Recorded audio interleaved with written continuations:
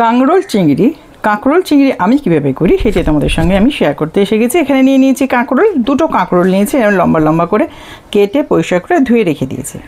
আর এখানে একটা পেস্ট করেছি, দেখো এখানে হচ্ছে পোস্ত আর নারকোল, ফ্রেশ নারকোল দিয়ে এটা পেস্ট করে নিয়েছি। এখানে পেঁয়াজ কুচি, রসুন কুচি, একটা কাঁচা লঙ্কা রেখে দিয়েছি, এখানে টমেটো কুচি, আর এখানে আছে চিংড়ি মাছ, কয়েকটা চিংড়ি মাছ খুব ভালো করে ধুয়ে পিঠের শীটটা বার করে দিয়েছি। অবশ্যই করে দেবে, যারা প্রথম রান্না করছো তাদের জন্য, নতুন বিগিনার যারা তাদের জন্য বলে দিচ্ছি, পিঠের শীটটা কিন্তু অবশ্যই রিমুভ করে দিও। তেল বসিয়ে দিয়েছি আমি। এই তেলেতে আমি আগে চিংড়ি মাছটা একটু ভেজে নেব, কয়েক সেকেন্ড একটু নাড়াচাড়া করে নেব। চিংড়ি মাছটা ভেজে তুলে নিয়েছি। এবারে দিয়ে দিচ্ছি আমি কালো জিরে, রসুন কুচি, পেঁয়াজ কুচি আর কাঁচা লঙ্কা সব একসঙ্গে দিয়ে দিচ্ছি। দিয়ে দিচ্ছি একটা তেজপাতা, একটু শুকনো লঙ্কা, হাফ শুকনো লঙ্কা।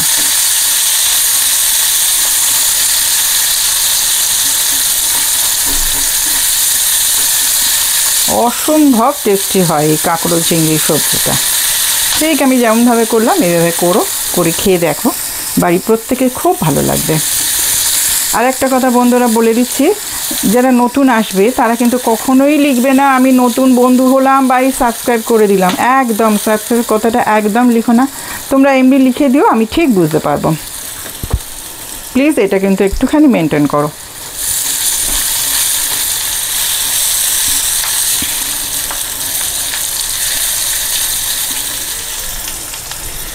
এর সঙ্গে দিয়ে দেবো কাঁকরোলগুলো।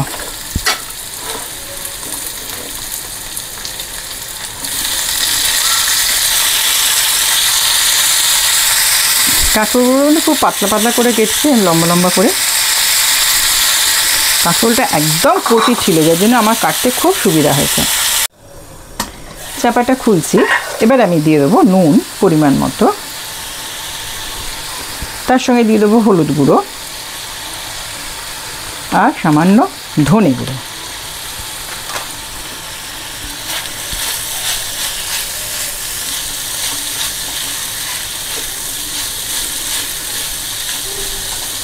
বেশ করে নাড়াচাড়া করে নিয়ে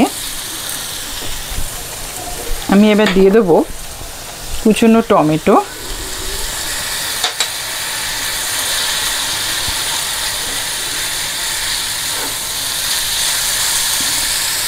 যে পেস্ট করে রেখেছিলাম পোস্ত আর নারকোল সেটা দিয়ে দিলাম। তার সঙ্গে আমি এই দুটো এরকম কাঁচা লঙ্কা দিয়ে দিচ্ছি, একটু ফাটিয়ে দিয়ে দিলাম। দিয়ে একটুখানি জল দিয়ে চাপা দিয়ে দেবো। চিংড়ি মাছ দিয়ে ধনে পাতা দিয়ে খুব ভালো করে নাড়াচাড়া করা হয়ে গেছে।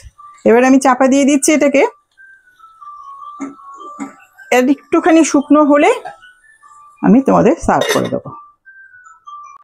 কাঁকরোল চিংড়ি আমার রেডি হয়ে গেছে, আমি সার্ভ করে দেখিয়ে দিলাম। অসাধারণ টেস্ট হয়েছে। ঠিক এইভাবে করে আমাকে জানিও তোমাদের কেমন লাগলো। আর সবসময় আমার পাশে থেকো, আর লাইক দিতে কিন্তু প্লিজ ভুলো না। আমার এই রেসিপিটা যদি ভালো লাগে তাহলে অবশ্যই আমার সঙ্গে থেকো এবং চ্যানেলটাকে সাবস্ক্রাইব করে রাখবে, আর পাশে থাকা বেল আইকনটা কিন্তু প্রেস করে দেবে। আর লাইক, শেয়ার, সাবস্ক্রাইব ও কমেন্টস করতে কিন্তু একদম ভুলবে না। যদি ভালো লাগে তো বন্ধুদের মধ্যেও শেয়ার করো, ফ্যামিলি মেম্বারদের সঙ্গেও শেয়ার করে রেখো। তাহলে আজ এখানেই শেষ করছি, আবার একটা পরের ভিডিও নিয়ে আসবো। তোমরা সবাই খুব ভালো থেকো। নমস্কার।